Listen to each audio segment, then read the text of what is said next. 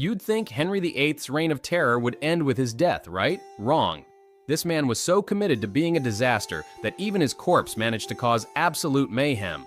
Let's start with his final weeks. Henry was so massive that he couldn't walk, so his servants had to carry him everywhere using a specially designed chair with pulleys and wheels. But here's the disgusting part. His leg wounds had become so infected that pieces of rotting flesh would literally fall off his body as they moved him.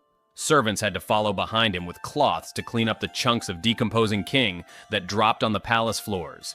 His death scene was like something out of a horror movie. Henry's body had swollen to such grotesque proportions that his skin was stretched tight and shiny.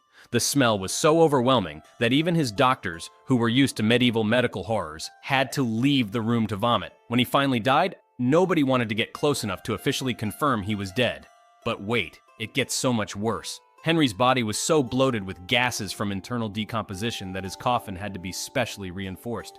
They wrapped his corpse in lead sheets and sealed it in multiple wooden boxes, thinking that would contain the mess. They were very, very wrong. During the funeral procession from London to Windsor Castle, something absolutely incredible happened. The coffin literally exploded. The gases from Henry's decomposing body built up so much pressure that the lead lining burst open and rotting royal remains splattered all over the inside of the hearse. The smell was so horrific that the funeral procession had to stop, while servants cleaned up the mess with buckets and rags. Here's a detail that will haunt your dreams.